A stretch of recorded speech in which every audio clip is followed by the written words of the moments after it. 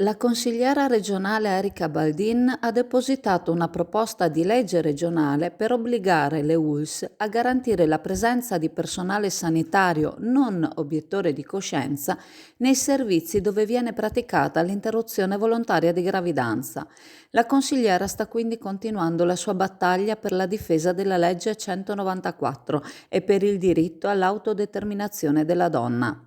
Ne aveva già accennato in Commissione Sanità, affermando che le strutture sanitarie devono garantire sempre e comunque alle donne la possibilità di accedere al servizio di IVG e i dirigenti devono essere valutati in rapporto anche al raggiungimento di questo obiettivo.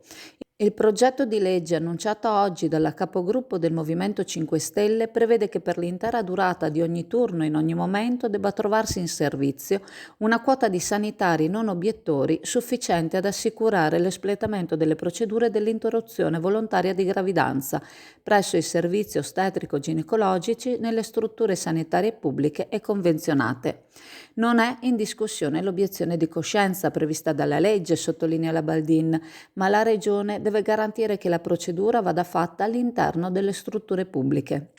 La percentuale di obiettori in Veneto supera il 70%, ciò implica che in alcuni reparti ostetrico-ginecologici l'IVG non è sempre garantita perché manca il personale non obiettore, una situazione inaccettabile che costringe le donne a spostarsi di struttura in struttura per poter ottenere l'interruzione volontaria di gravidanza, una violazione del diritto della donna di accedere al servizio di interruzione volontaria di gravidanza nei casi previsti dalla legge. La stessa 194 prevede che il Servizio Sanitario Regionale debba in ogni caso assicurare l'effettuazione degli interventi di IVG, eventualmente ricorrendo alla mobilità del personale, ricorda Baldin. Non dovrebbero essere quindi le donne a spostarsi, semmai è l'organico dei servizi sanitari che deve essere riorganizzato, ricorrendo a trasferimenti del personale obiettore, conclude la consigliera.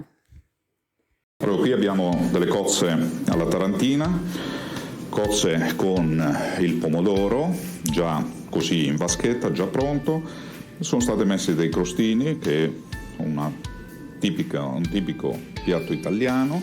e del prezzemolo, che dà un senso di freschezza e per il periodo estivo è un ottimo antipasto.